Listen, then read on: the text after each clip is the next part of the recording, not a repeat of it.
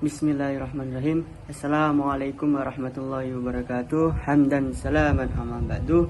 Yang terhormat Bapak Dr. Mahsun selaku pengampu mata kuliah AIKA, yakni Al-Islam Kemuhammadiyahan. Di sini saya dan teman-teman saya, khususnya kelompok 15, akan menjawab beberapa pertanyaan yang telah diberikan. Assalamualaikum warahmatullahi wabarakatuh. Perkenalkan, saya Ardita Daima Cayani, NIM 2020-18-80043, akan menjawab pertanyaan nomor 1A, B, dan C. Pertanyaan nomor 1, dari berbagai sudut pandang para ahli, dan setelah menelaah kandungan ajaran agama Islam itu sendiri, maka bisa dikatakan bahwa Islam sebagai way of life. Yang pertanyaan A, jelaskan pengertian agama Islam baik secara tinjauan kebahasaan maupun secara definitif atau istilah. Nah, agama Islam itu berasal dari bahasa Arab, yaitu aslama yuslimu, yang berarti tunduk dan patuh, berserah diri dan keselamatan. Kata ini juga dibentuk dari 3 susunan huruf, yaitu sin, lam, dan mim. Nah, dalam Al-Quran, kata-kata yang mengandung 3 susunan huruf ini itu memiliki banyak makna. Yang pertama, asalmu. Asalmu berarti damai. Yang kedua, aslama yang berarti pasrah. Yang ketiga, salamun yang berarti keselamatan.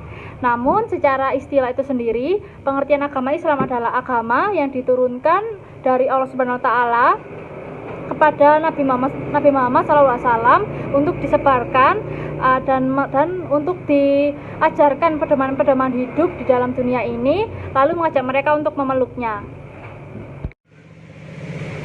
Selanjutnya, untuk soal B, apa yang dimaksud dengan Islam sebagai way of life? Pertama, Islam adalah agama yang menjunjung kedamaian dan keselamatan bagi seluruh umat di dunia, sehingga bisa dikatakan Islam adalah rahmatan lil alamin.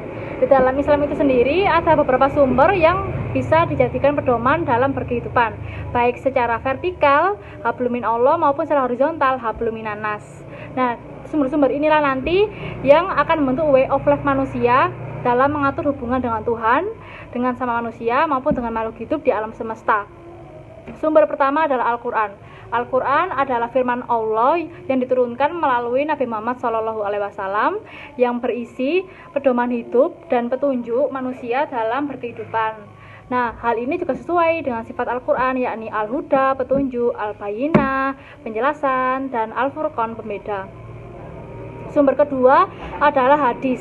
Hadis berisi riwayat Nabi yang isinya itu ada perbuatan atau ucapan Rasulullah SAW. Nah, hadis ini salah satu pedoman hidup manusia juga, namun tidak bisa digunakan semuanya karena terdapat beberapa tingkatan tadi. Yang ketiga adalah ijtihad. Ijtihad adalah hasil pemikiran para sahabat, tabi'in, ulama, dan intelektual Islam. Selanjutnya untuk soal nomor 1C. Manusia terlahir dalam keadaan fitrah. Apa maksudnya? Manusia terlahir dalam keadaan fitrah atau lurus. Mereka terlahir dalam keadaan mencintai Allah sebagai Tuhan dan sebagai pencipta mereka. Maknanya, Allah menciptakan mereka sudah memiliki naluri tauhid dan memiliki naluri beribadah bertauhid. Hal tersebut juga sesuai dengan sabda Rasulullah yang berbunyi, An Abi Hurairah radhiyallahu anhu qala Nabiyyu sallallahu alaihi wasallam kullu mauludin yuladu alal fitrati fa abawahu yuhawidanihi au yunassiranihi au yumajjisanihi. Dari Abu Hurairah berkata, Rasulullah Shallallahu Alaihi Wasallam bersabda, setiap anak dilahirkan dalam keadaan fitrah, orang tuanya lah yang membuat mereka Yahudi, Nasrani, atau Majusi. Hadis riwayat Bukhari. Selain itu ada juga hadis qudsi yang diriwayatkan di Sahih Muslim yang berbunyi, wa inni khalaqtu ibadi hunafa'a kullahum wa innahum atatshumus syayatinu fajtalathum an dinihim. Artinya, sesungguhnya aku menciptakan hamba-hambaku dalam keadaan lurus semuanya.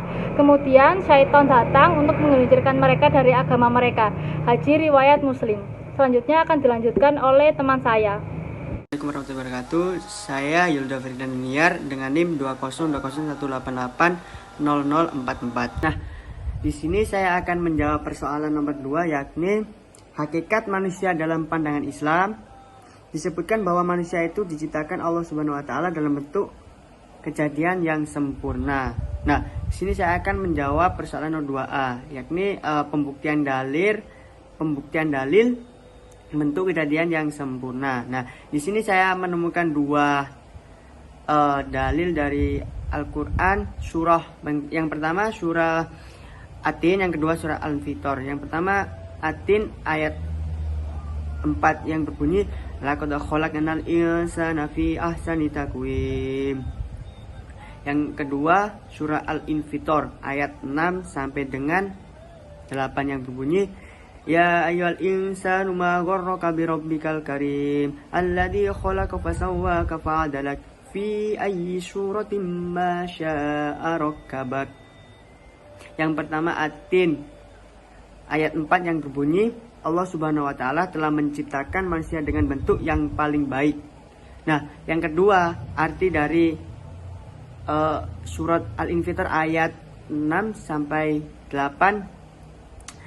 Hai manusia, apakah yang telah memperdayakan kamu berbuat durhaka terhadap Tuhanmu yang maha pemurah, yang telah menciptakan kamu lalu menyempurnakan kejadianmu dan menjadikan susunan tubuhmu seimbang. Dalam bentuk apa saja yang Dia kehendaki, Dia menyusun tubuhmu. Nah, dari penjelasan saya tadi membuktikan bahwa pembuktian dalil manusia diciptakan dengan paling sempurna itu dari surah At-Tin dengan surah Al-Infitor. Assalamualaikum warahmatullahi wabarakatuh. Perkenalkan, nama saya Dina Meilani Skitarianto dengan NIM 20201880068. Saya akan menjawab pertanyaan nomor 2, yaitu hakikat manusia dalam pandangan Islam. Disebutkan bahwa manusia itu diciptakan Allah Subhanahu wa taala dalam kejadian yang sempurna. Pertanyaan nomor 2B, yaitu buktikan bahwa manusia itu makhluk sosial. Manusia sebagai makhluk sosial, yaitu manusia membutuhkan bantuan dari orang lain. Ia harus hidup bersama dan tidak bisa hidup sendirian. Tidak ada manusia yang bisa hidup sendirian. Pada umumnya, manusia akan hidup secara berkelompok dan berkerumunan dengan orang lain. Setiap orang pasti melakukan interaksi dengan manusia lain setiap harinya. Manusia akan berusaha menolong orang lain dengan harapan ia akan ditolong pada suatu hari nanti. Manusia tidak dapat menguburkan dirinya sendiri. Maka dari itu, manusia membutuhkan bantuan orang lain sampai masa terakhirnya di dunia. Dan selanjutnya soal nomor 2C. Apa persamaan dan perbedaan antara manusia sebagai bashar dan manusia sebagai insan? Kata bashar dalam Al-Quran bermakna bahwa manusia adalah makhluk biologis serta memiliki sifat-sifat yang ada di dalamnya seperti makan, minum, perlu hiburan, seks, dan lain sebagainya. Sedangkan insan selalu dihubungkan pada sifat psikologis atau spiritual. Manusia sebagai makhluk yang berpikir, diberi ilmu, dan memikul amanah. Persamaannya yaitu 1. Manusia memiliki jasmani yang menjadikan ia makhluk yang membutuhkan hal-hal yang bersifat biologis.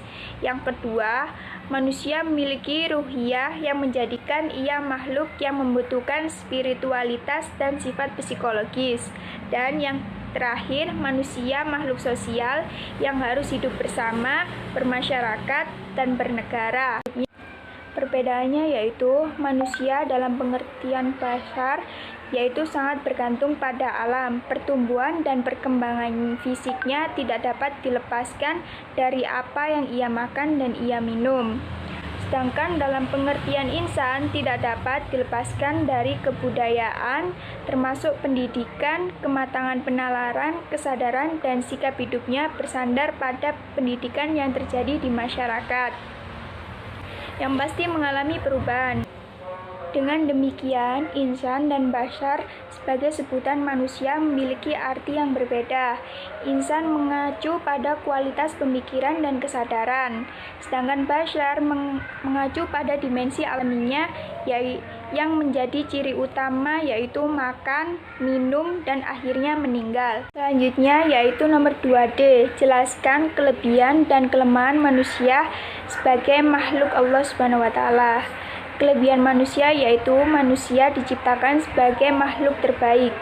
Manusia memiliki jasmani yang baik dan sempurna. Allah berfirman dalam Quran surat At-Tin ayat 4. Bismillahirrahmanirrahim. Laqad khalaqnal insana fi ahsani taqwim, yang artinya kami telah menjadikan manusia dalam bentuk yang sebaik-baiknya.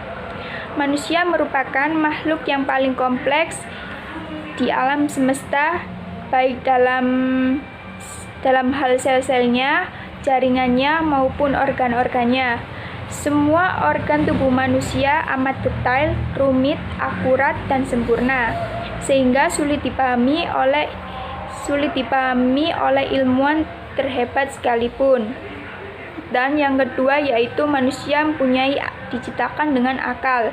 Akal adalah suatu peralatan rohania manusia yang berfungsi untuk membedakan mana yang baik dan mana yang benar, serta untuk menganalisis sesuatu.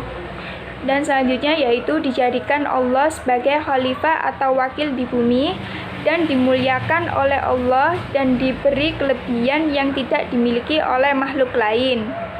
Sedangkan kelemahan manusia yaitu manusia memiliki sifat mudah membantah. Manusia telah dijelaskan berbagai hal lewat wahyu Allah tentang kekuasaan Allah dan juga berbagai kisah-kisah penalaran, perumpamaan yang lainnya. Namun manusia sering membantah itu semua. Itu merupakan sifat kritis yang berlebihan yang akhirnya menjadi sifat banyak membantah yang bisa berkembang terus menjadi sifat yang mau menang sendiri dan tidak bisa menerima nasihat dari orang lain. Dan kelemahan yang kedua yaitu manusia memiliki sifat berkeluh kesah. Allah menjelaskan kepada kita bahwa manusia itu sangat mudah berkeluh kesah terhadap berbagai hal. Jika manusia mendapatkan masalah, musibah, atau kesusahan, maka ia akan berkeluh kesah, bersedih, dan tidak ada senyuman di wajahnya. Tetapi jika sebaliknya ia mendapatkan kebaikan, kesuksesan, maka ia menjadi lupa diri dan beranggapan bahwa kebaikan dan kesuksesan yang ia dapatkan karena kemampuan ia semata. Selanjutnya, kelemahan manusia yaitu memiliki sifat tergesa-gesa. Manusia memiliki sifat tergesa-gesa dalam berbagai hal. Salah satunya sesuai dengan Quran surat Al-Isra ayat 11. Allah menjelaskan banyak sekali manusia yang berdoa untuk keburukan dan kebaikan bagi dirinya atau orang lain dengan keinginan agar segera dikabulkan. Dan yang selanjutnya yaitu manusia itu zalim dan bodoh. Bahkan manusia itu hendak bermaksiat terus-menerus. Di sini saya akan menjawab persoalan yang nomor 3, persoalan 3A. Jelaskan spesifikasi antara alam arwah dengan alam rahim. Nah, mulai dari alam arwah. Alam arwah itu sendiri semua tempat berada mereka belum memiliki jasad apapun. Jadi alam arwah itu mereka tidak mempunyai suatu jasad pada alam arwah itu sendiri. Nah, alam arwah itu juga bisa dikatakan alam di mana semua arwah menunggu untuk ditiupkan ke dunia. Sedangkan alam rahim mereka sudah mempunyai jasad dan bakal jadi manusia yang hidup di dunia. Nah, itu penjelasan sedikit dari saya tentang alam arwah dan alam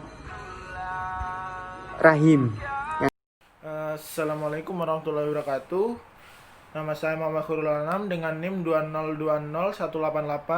202018880075. Di sini saya akan menjawab soal nomor 3B dan 3C. Untuk soal 3B, alam yang paling mempesona adalah alam dunia. Mengapa demikian? Jelaskan dengan dalil Al-Quran atau hadis. Karena di dunialah tempat kita diuji keimanan oleh Allah Subhanahu wa Ta'ala. Seberapa tebal iman kita kepada Allah Subhanahu wa Ta'ala, seberapa kuat kita dengan godaan-godaan yang ada di dunia ini. Jika kita mampu melewati alam dunia dengan baik, dengan cara mengikuti seluruh perintah Allah, niscaya Allah akan memberikan jaminan surga. Untuk hadisnya, ada kutipan hadis dari riwayat Tirmidzi, yaitu dunia dengan segala kesenangannya merupakan tempat ujian bagi manusia. Apakah yang dimakan manusia, dipakai manusia, dan dinikmati sesuai dengan aturan Allah atau menyimpang dari ajarannya? Apakah segala fasilitas yang diperoleh manusia dimanfaatkan sesuai perintah Allah atau tidak? Di dunia merupakan medan ujian bagi manusia, bukan medan untuk memuas kesenangan sesaat. Rasulullah Shallallahu Alaihi Wasallam memberikan contoh bagaimana hidup di dunia. Ibnu Mas'ud menceritakan bahwa Rasulullah Shallallahu Alaihi Wasallam tidur di atas tikar.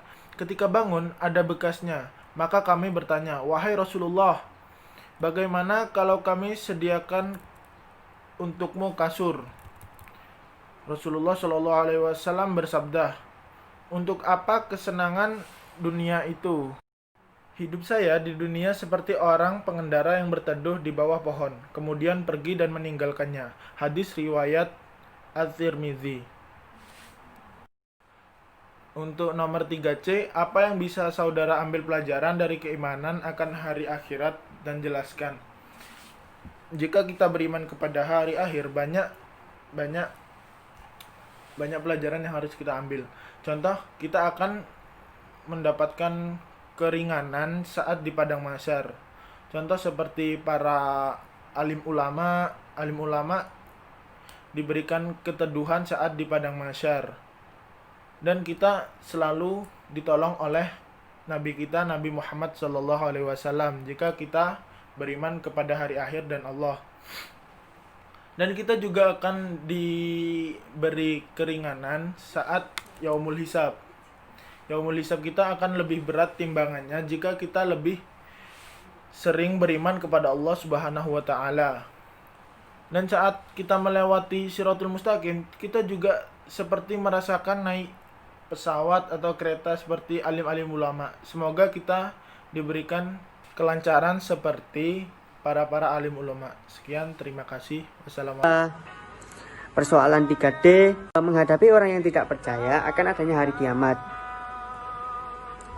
Untuk menghadapi orang seperti itu, berarti mereka hanya menguasai untuk kepandaian duniawi. Mereka mengesampingkan ukhrawi, yaitu akhiratnya. Nah, mereka merupakan orang yang tidak memiliki keimanan terhadap Tuhannya, atau yang keyakinan bagi Tuhan umat Islam, yaitu Allah Subhanahu wa Ta'ala. Nah, sebaiknya kita sebagai umat yang beriman, yang percaya akan adanya Tuhan, hendaknya melakukan toleransi dengan keyakinan mereka yang seperti itu, selama mereka tidak mengganggu kita. Nah, cukup sekian penjelasan dari saya, semoga bermanfaat. Wassalamualaikum warahmatullahi wabarakatuh.